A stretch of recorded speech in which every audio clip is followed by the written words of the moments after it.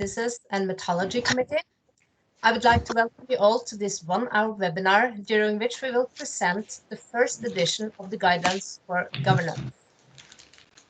We had good response to our Norwegian webinar that was held a couple of months ago, and we are now pleased to announce that the guidelines are translated into English. This English version was made to reach out to a wider audience, to include English-speaking employees in Norway, as well as to a wider international audience of public and private sector enterprises. And we are happy to see so many of you here today. For your information, this webinar and presentation will be recorded and will be published at IIA Norway's website. So for those who could not join us today, it will be possible to view this session later. We ask you all to mute yourself, turn off your microphones. And since there are many people here today, it will not be possible to raise your hand, but we encourage you to use the chat for questions and comments, and we will address them after the presentation as long as time allows. IIA Norway has many committees and networks, and 2 of these networks have earlier published guidelines that have also been translated into English. You can see the copies on the slide. The second line functions are less professionalized in Norway. Are less professionalized in Norway than the internal audits. Ellen? Ja. Presentasjonen ble borte.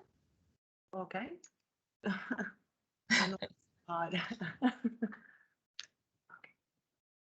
I'm sorry, the presentation disappeared, so we will have to...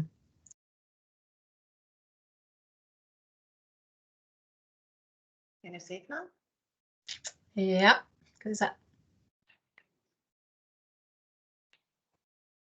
so Martin, can you nod if you see the first slide? Yeah. Yeah.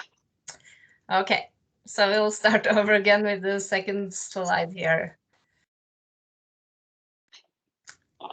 I said, IIA Norway, we have many committees and networks, and 2 of our networks have earlier published guidelines that have been translated into English. So you can see the copies here on the slide.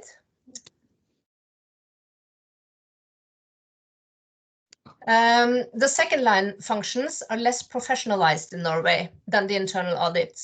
Therefore, the Network for Compliance and Business Ethics developed guidelines for the functions compliance, the green guidelines you see on the picture, and the Network for Risk Management developed guidelines for the function Enterprise Risk Management, the blue guidelines that you see on the picture. So why has IIA Norway now published guidelines for governance? IIA Norway's objective is to be a special interest organization for internal auditors and others with interest in governance, risk management, internal control, and compliance. The objective of these guidelines is to provide an understanding of how to build a holistic, sound governance in an enterprise. Internal auditors have, of course, been missing a benchmark for governance. However, the target group for the guidelines presented here today is wider than this. It includes everyone with responsibility for governance in both the private and public sector, as well as others with a central role in governance.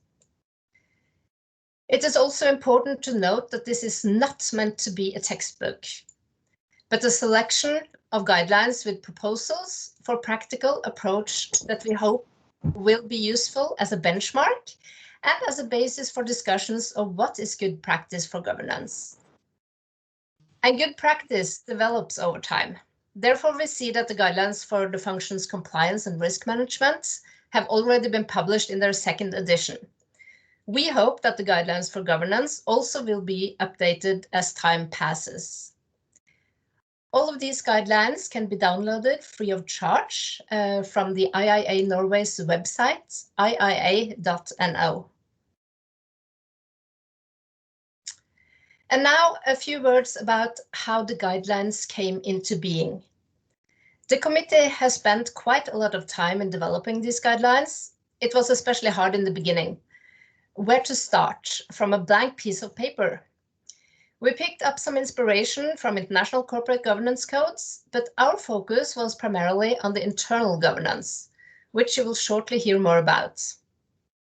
We sent our draft out for consultation and comments to enterprises, consultants, and public bodies, and now the result is here. The guidelines are prepared by a committee members who represent a broad range of public and private institutions and with experience from international companies and various fields, including banking and finance. And now I would like to give the word to Martin Stevens, who will make some introductory comments about governance and the structure of these guidelines. Martin? Thank you, Cecilia, for the introduction. Yes, I am a sort of, I was going to say a very Norwegian Englishman. I was born and bred in England, but I've lived most of my working life in Norway. If I get too carried away, I hope the trouble is with speaking one's native language is that you can tend to get excited and speak too quickly. But if you feel that I'm going too fast, then please write a message and a comment, and I will try and slow down.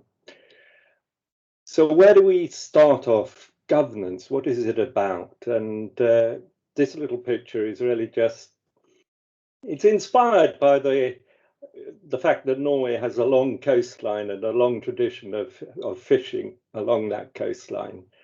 But really what we're saying is that like a boat, like a fishing boat, you need steering and you need guidance. And although it's often that you'll just think of the skipper, the captain in charge of the boat, how important that person is, but it's not just that. It's also the boat itself, the seaworthiness of the boat, how it's constructed and how it's maintained. And it's also the crew and whether the crew works together as a team or as individuals. So this is what we'd like to say about governance. It's not one person, it's a lot of things. So if I move to the next slide, when we started off, governance, just the term itself is difficult, and especially we found in Norwegian it was even more difficult to translate it. But everybody talks about governance these days, and indeed Google search came out with 295 million results for corporate governance. So there are very few people perhaps who have not heard of corporate governance. But our aim was to define it, and that is quite a challenge.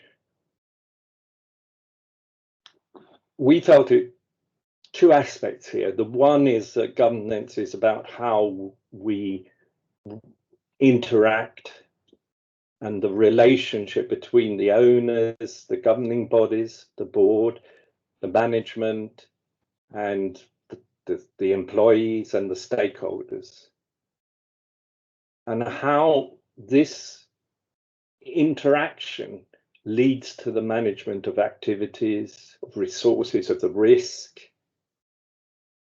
And the whole aim is to achieve the accomplishment of the organization's objectives. So moving on, when we sat down to start trying to compose these guidelines for governance, we found it quite a challenge because there wasn't really any template to work from. Sure, there are a lot of corporate governance codes internationally, and we read through those, at least those that were in a language we could read. And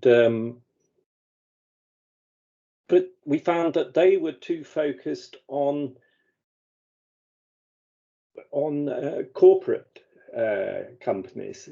In other words, one of the things they were concerned about is how the shareholders and the board interact. So that was one thing that we were not so concerned about. We wanted to look at from the board down into the rest of the organization. And the other thing is that those sort of corporate guidelines, although they can give you inspiration, they are not perhaps easy to see their relevance to public sector. And we had as our objective that what we write should be just as relevant to corporates, to public sector, to voluntary organizations. And as Cecilia said, we were keen that this is not a textbook, but it would be if it were a textbook, it would not be able to get it into the number of pages that we have. So we never had that aim, but it's to get out what we felt were the most important aspects. So this picture just illustrates the fact that what we have written about in this guidelines of governance for governance, and that's why we call it governance and corporate governance, is that it's board of directors and the management, and obviously the employees and the rest of the organization.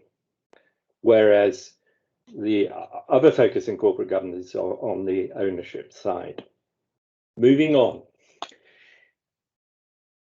Just to give you an overview here of the structure and content of the guidelines.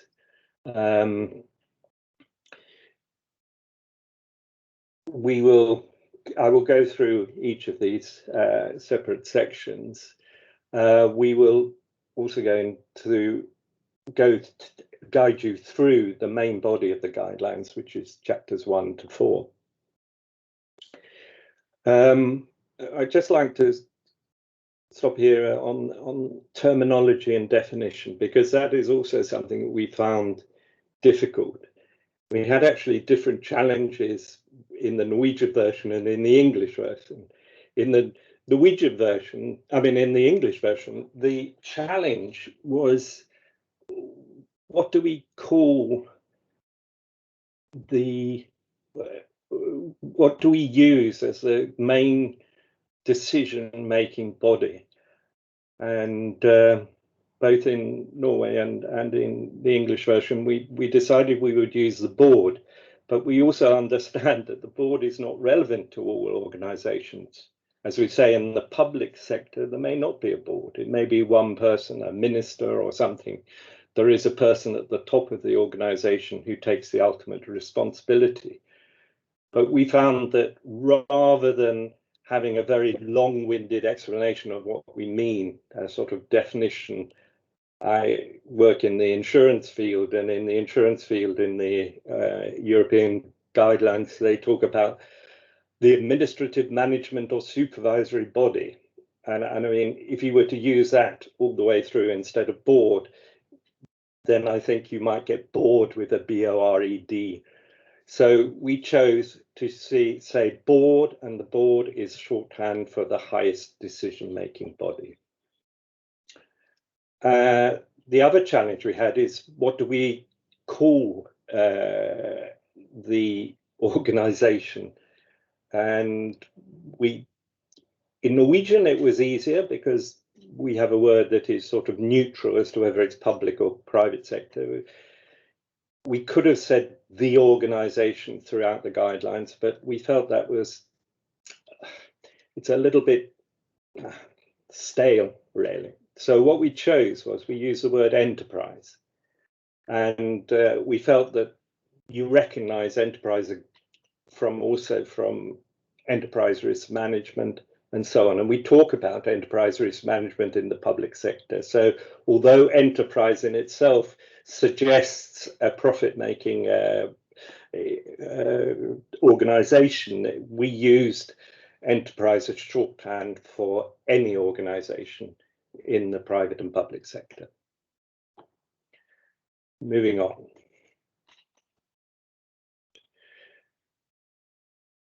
We also, and I'm just working here through the introductory paragraphs in the guidelines. We also felt we had to discuss the issue of risk management and internal control, because a lot of people felt that and when we sent this out to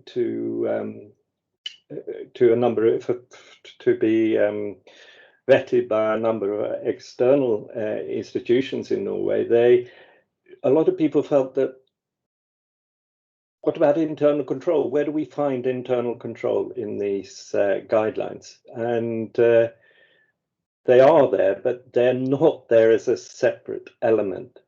And part of the reason for that is, although I as an internal auditor, firmly believe internal control is important to all organizations, we felt that internal control is a very broad concept. At least if we're used to the COSO definitions, then you're talking about control environment, you're talking about risk assessment, you're talking about control activities, you're talking about information and communication.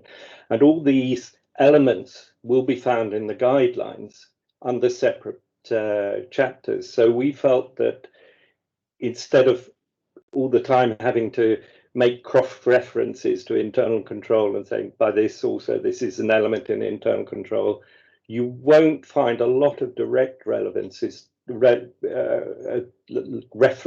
to internal control. But internal control, obviously, we also felt was part of risk management leads to internal control, and that's, if you like, in line with also the COSO development and COSO risk management. So that's just by way of explanation. The other aspect, obviously, is that corporate governance is, although we define in these guidelines a lot of things to do with internally, how do we manage, how do we organize, how do we structure an organization or an enterprise, we mustn't forget there is an external context. So an organization or an enterprise does not exist in a vacuum. And the challenge, obviously, with external events, we only have to think of COVID to think of an external event, is that we don't necessarily manage those external events. We just have to be able to react to those external events. So we believe it's important to regularly and systematically review one's governance to reflect any changes in the external context. The next slide shows sort of as a picture, an illustration of how we have structured these guidelines. We have 4 different themes, if you like. Objectives and direction, number 1. Structure, number 2. Implementation, number 3. And learning and improvement, number 4. Now, those of you who are well versed in Deming's theory will perhaps recognize a little bit of the plan, do, check, act, which is not entirely coincidental.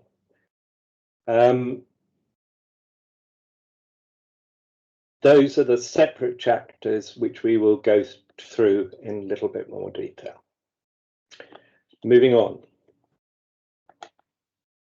These are the attachments. So there's the main body of the guidelines, and then we have 2 attachments. And the one is just a sort of a good overview of the key elements. So structured again as to the themes of, for example, objectives and directions, and then the components of mission, vision, values, objectives, and strategies. So this is just on one sheet of paper an overview of the whole guidelines. And the second attachment was just the 3 lines model, because we do make reference, obviously, to the 3 lines model, especially when talking about independent assessment and the role of the second line.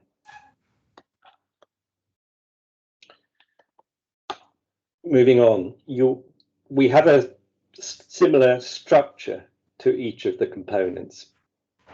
And here you will see that obviously there's the name of the component, a short summary definition of that component, and then we have a description of the component, and then we have, after that, recommendations, if you like, tips as to what we would expect to see at a high level in place. You will also notice through the guidelines that, as a general rule, we never say the enterprise must, but we say the enterprise should.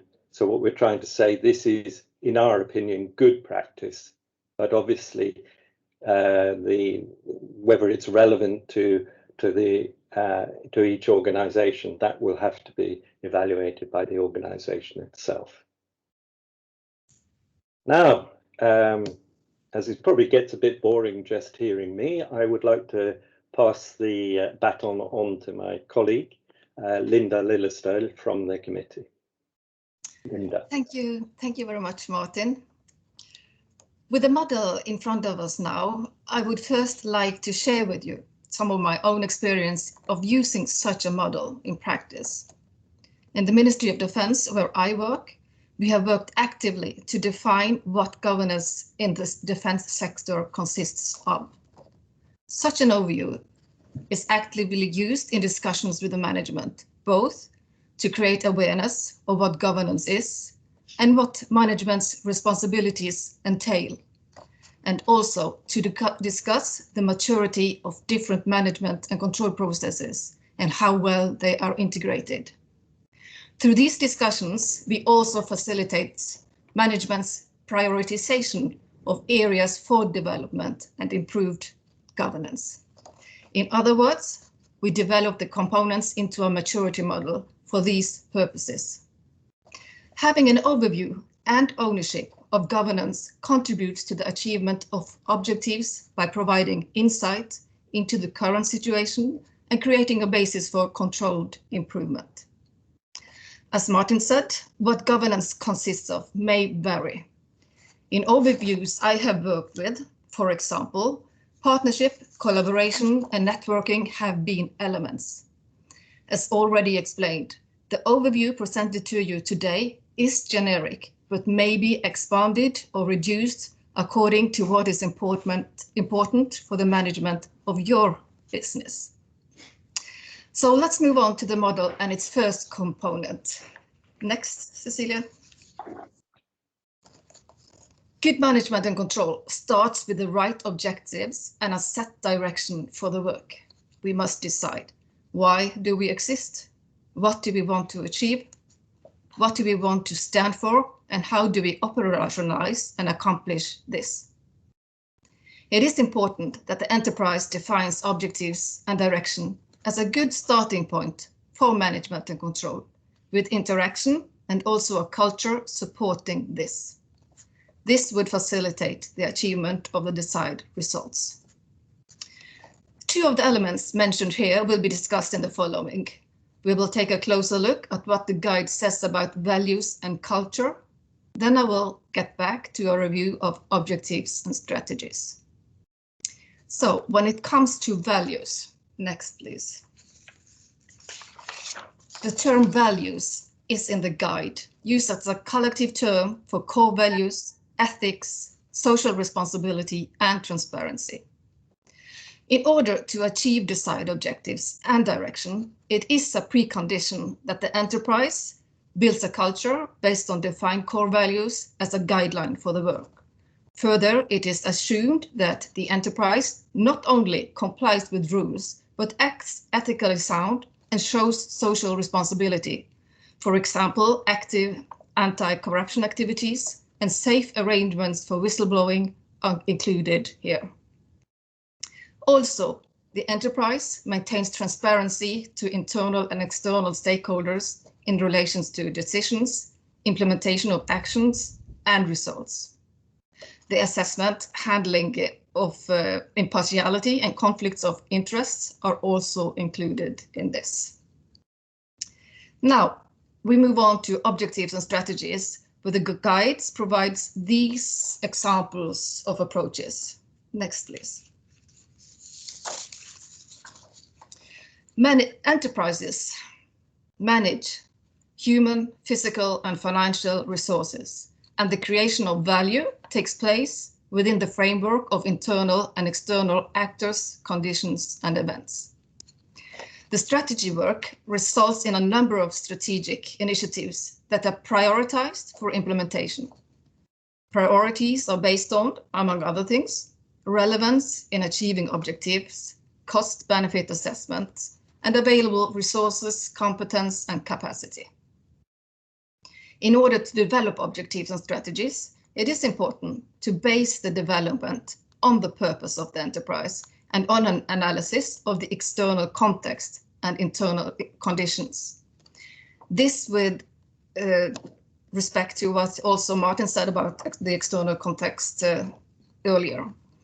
Among factors that can be assessed in such an analysis are global development trends, the competitive situation and comparative advantages, resources, capital intensity, flexibility, IT development, external and internal dependencies and development, and the opportunity and ability to influence central networks.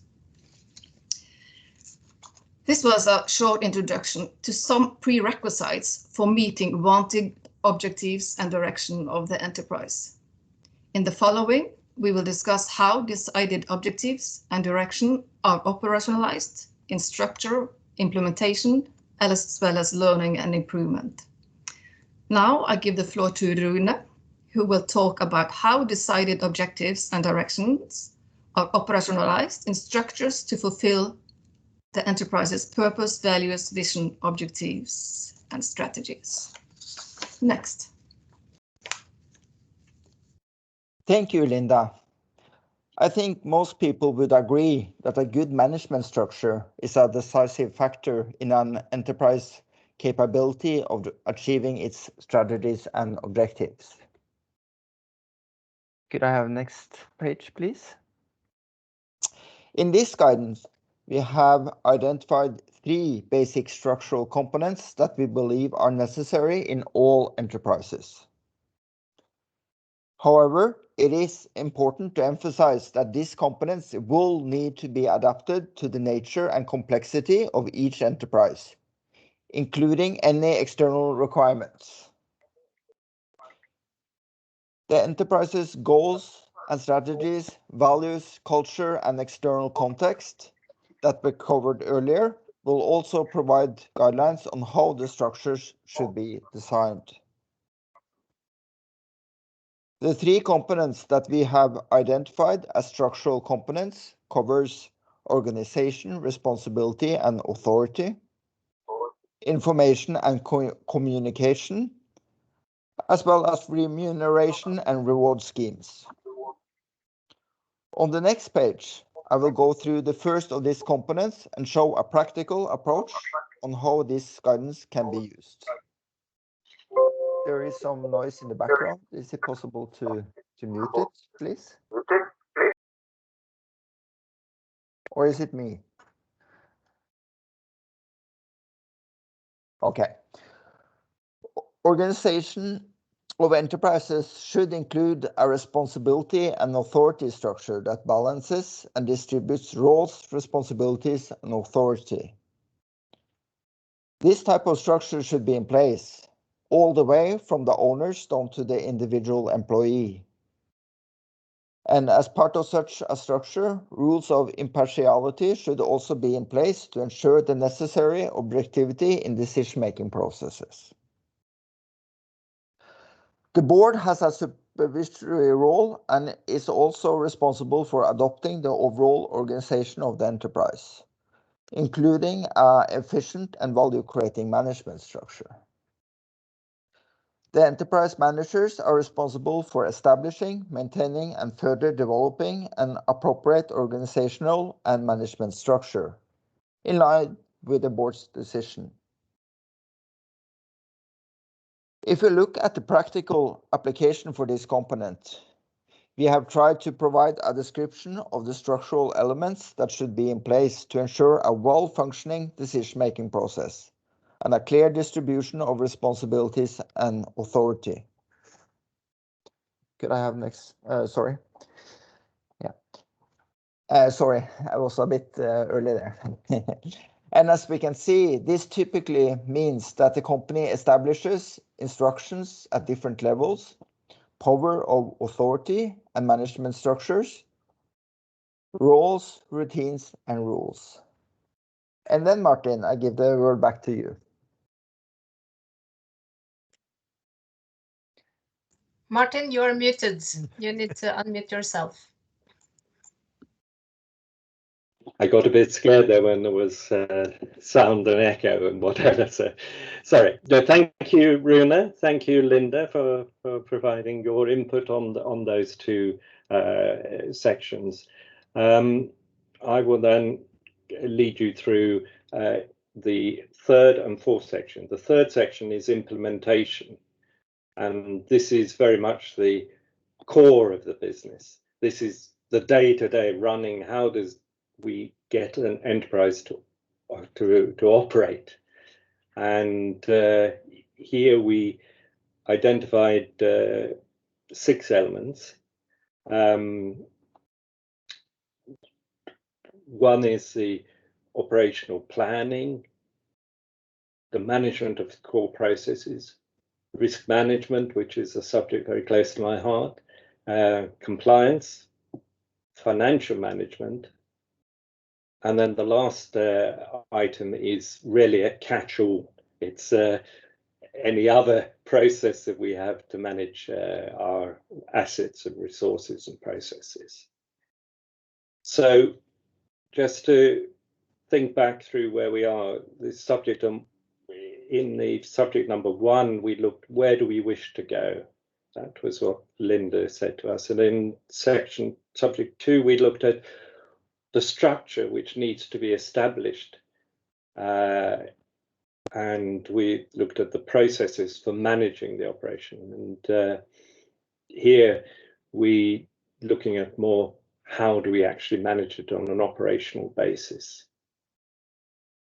I'd just like to give a short plug here too for the in the area of risk management for the Nordic Baltic guidelines, which were developed by IIA Norway together with our colleagues in IIA in the Nordic and Baltic region. So where we go obviously into much more detail, for example, into the area of risk management than we do in this guidelines for governance, where we just say these are the main principles that we would expect to be in place. Moving on, I decided to illustrate this section for you by looking at the catch-all, which is the 3-6, which is really saying there are other areas in addition to those main key areas that need to be managed. It's managing your projects, programs and portfolios, IT management, and sorry, we can, could we move on one more? Sorry. Yeah. And the contingency management and continuity planning, the safeguarding of assets. How do we keep our assets safe, and how do we manage human resources and build up the competency within the organization? And in my next slide, I just go into that one area, contingency management and continuity planning. I guess for most of you, there's nothing new here, but it's just here we try to put out what we feel are the most important elements in contingency management and continuity planning. And we say that the organization should establish and make known responsibilities, should carry out risk assessments, should review and assess risk, implement the control measures. And then in this in the sense where you're dependent on third parties, that also those third parties have measures in place to manage the assets, and where we have where we are dependent on them, that these are also included in our contractual relationship with those other parties. So as I say, I guess there's nothing here which is new or radical, but I think this applies to the whole of the governance guidelines here. Is I would hope that most people will nod and say, oh yes, that's right, that's a part of it. Yes, I would expect that to be there, because really what we were trying to do was just codify good practice. We weren't trying to come with any new and unique way of managing a company, but just saying these are really the most accepted ways that we see of managing an enterprise. So moving on to the learning and improvement. So having put in place the structure, then we also need to have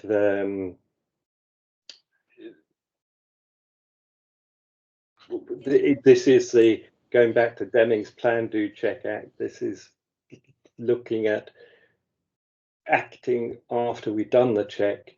What do we checking, and then how does that lead into new and changed way of operating? And as internal auditors, we've firmly believe that part of our role is to help in an organization in improving their both their structures, their governance, the risk management, the compliance, and the internal controls of the organization, and feeding that in to improvement. So moving on to the next slide, we can see that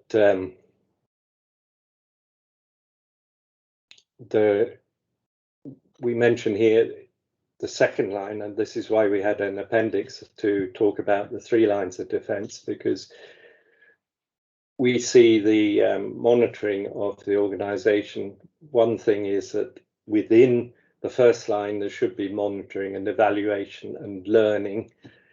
And there may be quality systems, there may be controls that we learn from errors that are discovered. But there is also where we have control functions, such as risk management, such as compliance, that they also have a role to play.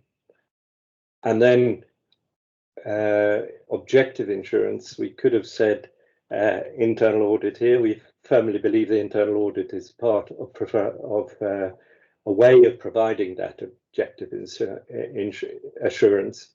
But there can be other bodies giving that, but that also is to help and improve and to give a status where we are and how can we improve.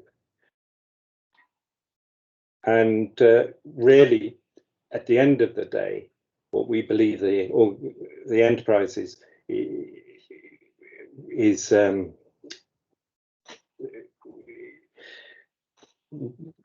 but the enterprise should have learning and improvement as part of its culture. And I think that's the important thing. We would like that to come into the culture, that we are always continuously looking for better ways of doing things and how we can improve.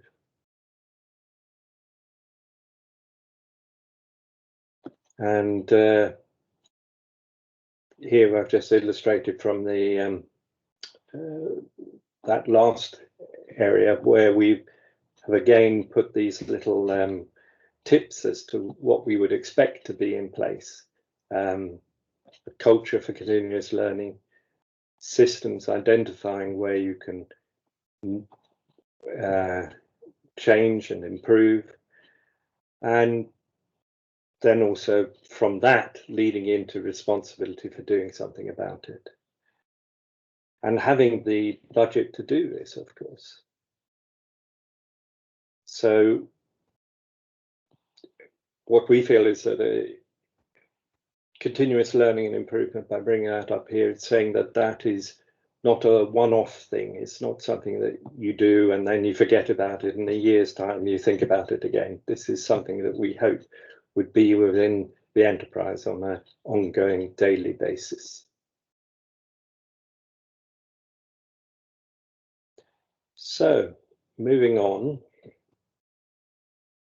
just to summarize what has been said, we believe that governance is concerned with the relationship between enterprise owners, governing bodies and management and other relevant players. But our primary focus was on the board of directors and management and the rest of the organization. The guidelines for governance, we identified 17 various components within 4 different themes or subjects. And then really is sort of how do we see that this can be used? I mean, when we sat down and made these guidelines, we didn't just do it because we were bored and we couldn't think of anything better to do with our time. We did it because we hoped that this would be useful and helpful to both ourselves and to our colleagues and to our fellow professionals. Because we hope that it provides an overview of what should be in place to have a sound and holistic governance structure. That we have here a list of things that can be useful. And as I say, this is not a textbook. It doesn't give very detailed guidance, but at least it says when you're thinking about that area, you should be thinking about, or we would expect that you think about these areas. So in our opinion, it can be used as a checklist and as an ideas bank for what is it we're lacking in our governance structure, what is it we could work on that we haven't developed fully. And at the end of the day, I'm an internal auditor, and I feel that it helps me to be able to do my job properly if I have a better understanding of what is really meant by governance, what are the elements of governance, so that I can give feedback to my organization and say, but you're not doing enough in this area, you could improve, this is something that we should be doing, and have that comfort that it's something that is a part of good practice, because I hope that is what we're showing here, is what we believe to be good practice in governance. So I guess, do I pass back to you, Cecilia, or should I take it? Thank you, Martin. And now a little about the further developments of these guidelines. To develop these guidelines further, it would be useful for us to get feedback on how the guidelines have been useful for you, and to get suggestions for improvement. This can be sent to post@iia.no, and this email address, you'll also find this in the guidelines.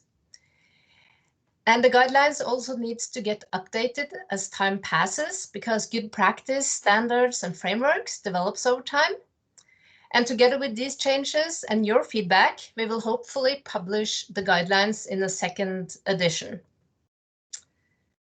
And now we will open up for questions in the chat. So if you have any, you can write them in. We have already got some, and the first question I would like Trygve to answer.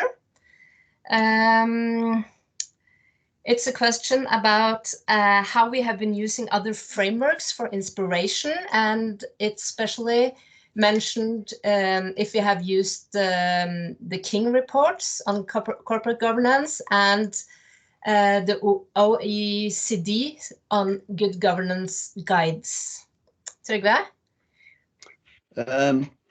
Sure, we have looked at all those mentioned frameworks as a reference when we started out the work to create the guidelines. What we found, however, was that quite a few of them were mainly focusing on the relationship between the owners and the company in itself. And so a lot of what was written was not very useful for us when we were focusing mainly on internal governance. However, we looked a lot of it when we discussed how to structure this guideline, but once we settled on the structure, it was more of something that we had in mind right in the guidance. We have not taken word for word things from other guidance. I don't think we've done that at all. We just started afresh, because when you look at one guidance, you get drawn into that structure, and it's very difficult to kind of like go into a small enough detail to build up a big structure again. So, but sure, we went through all the governance guidance we could find. The King from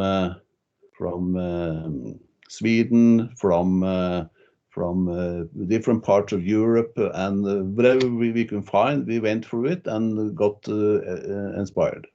Thank you. Okay, Cecilia, just a heads up, there was one question before the question related to the King's report. Yes, I know. I'll take that now, but thank you. This question goes to you, Martin. Considering the 3 lines model, is the second line located under the management team? And if this is true, are they not involved in operational side of activity instead of being a control body only?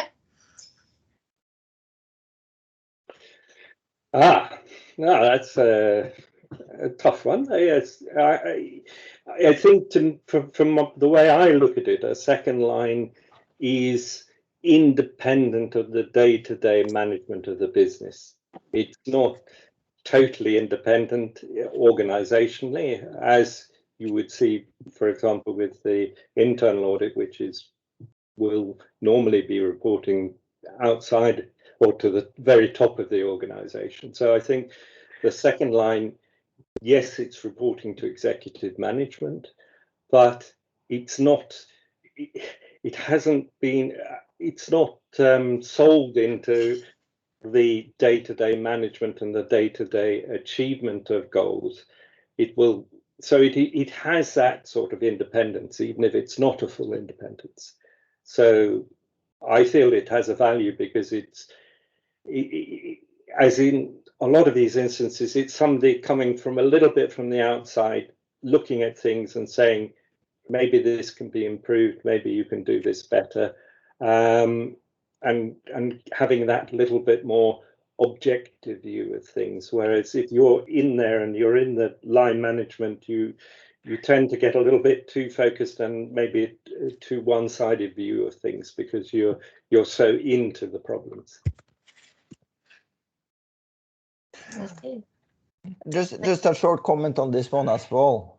In certain industries, you would actually have requirements for independence on the second line function.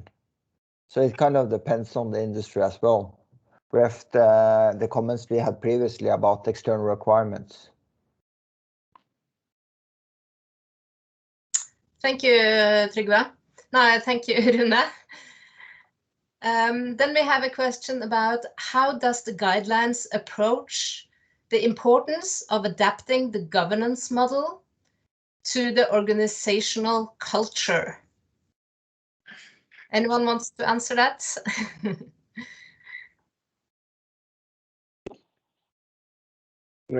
Could you just say it again? Sorry, Yes. How does the guidelines approach the importance of adapting the governance model to the organizational culture? Well, I think what we do recognize is that there is no one size fits all. So, and that we state very clearly in the introduction, that the governance structure you end up with has to be appropriate to your own organization, which also means that understanding the culture of your organization. And of course, you may wish to try to change that culture, but and that's where I think these the various, if you like, these tips that we give, we would expect to see this, we would expect to see that. They are only guidance. That was what we would normally expect to see. It may not be relevant in your organization, and one should choose only what is appropriate to the organization. Yes, thank you, Martin. And this brings us also over to another questions in relations to this. It says often organizations struggle to get a broad buy-in with these guidelines and models. Often these rest with the management, second or third line of defense, but more rarely do operational or business units really buy in. Do you think these guidelines bring a different angle, more appealing way to sell them across organizations? And I guess this is also a bit about how to use these guidelines. So you could maybe shortly comment on that as well. I think that, to me, it's important that these guidelines try to be holistic. They try to look at the whole organization. Often I feel in an organization that we sort of put the focus in one area, and we look at sort of we must have good financial management, or we must get risk management in place, and then you don't see the bigger picture. And I hopefully here you get the bigger picture. This is the big picture, and then within that there are areas that can be worked on and improved. One could use these guidelines just as a checklist, both, is there something we've forgotten to put in place in our organization? I'm not sure that everybody would sit down and read them from the cover to cover, and certainly not at the higher level of management. But the first appendix, which just gives that the broad overview of the whole structure, I think can be useful and can be used to have a dialogue with top management. Thank you, Martin. I think Trygve had something he wanted to say. Yes, I think one way to sell in this guidance is that if you are an internal auditor and you look at the standard 2100 and especially 2110 relating to governance, internal auditors are to assess and provide assurance on governance. And if you also look at the standards, the internal auditors needs to agree on the criteria used to evaluate the different parts of the organization. And then this guidance could be one sort of document that you can use as a criteria and agree with management and the board that this is the correct criteria to use when internal auditors assess governance in the organization. By getting that acceptance, you can kind of like use this guidance as a very useful tool to drive and get important parts of governance implemented in your organization. Thank you. Thank you, Trygve. I have another question for you, Trygve. There are updated guidelines of European Banking Authority on internal governance under CRD, becoming effective now in June 2021. Do you have references to them? I think Rune is the best person to answer on this because he's in the financial sector. Yeah, Martin. Shall I come in here? Because I think I'm in the insurance sector, and we also have guidelines on internal governance from EIOPA, the European organization. And I know for a fact, because I've read through the guidelines from the EBA, I've read through the internal governance guidelines from EIOPA, and yes, they are used, and they are used as inspiration, but we are not addressing these as industry specific items. So we don't say in the guidelines, and this is something that EBA requires. And that also affects our choice sometimes, because as I said, we say this should be in place. We don't say it must be in place, but often these guidelines from on the financial side, they say this is the way it has to be. There is no choice. But whereas in other organizations, there is a choice.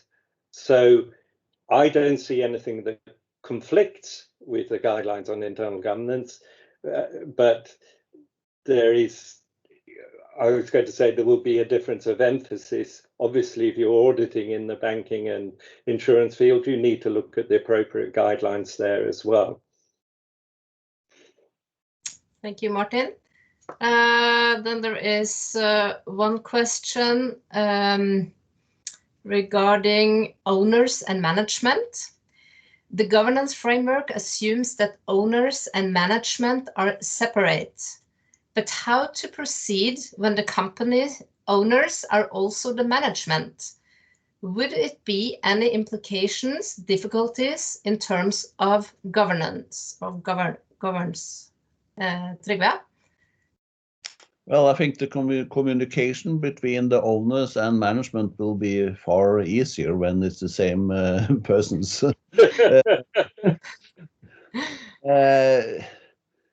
I don't know. I don't think it should be any problems with that, because the framework doesn't really address that problem, because it's more for internal purposes. No, I don't think it will be a very big problem when it comes to good governance, because that you have owners being active in their own business. Thank you. Then we have one question about culture and governance. Before looking into governance, would it be better to study, analyze, and review the corporate culture and work on the results first?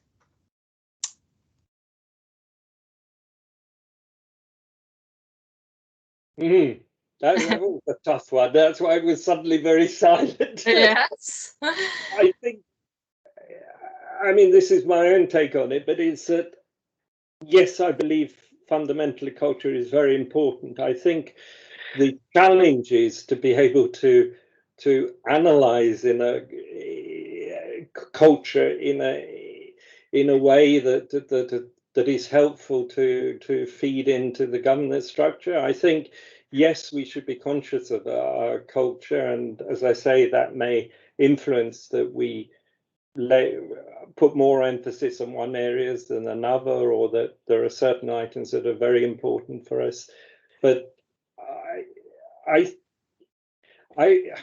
just a little bit more pragmatic. I feel that these various subjects and the elements that we put into these guidelines are very concrete, so that hopefully that gives you a way of looking at the organization that is not so, that is more down to earth, and then you can say, yes, that's in place and that's not in place. And then you can think, yeah, but we don't really want to put that in place because it's not part of our culture, or yes, that's very important because that's very important to our culture. So it might be good to work from culture first, but I just find culture is a very difficult animal to analyze. That's my personal opinion. Thank you, Martin. The time is up now. It's 3 o'clock. So we have come to an end to this webinar. We would like to thank everyone for being here today. And as mentioned, we would love to hear from you when you get experience in using the guidelines. It was also asked in the chat if the slides are available, and they are available on IIA Norway's website. And there you will also find the guidelines where you can download them. Thank you very much, and goodbye. Goodbye.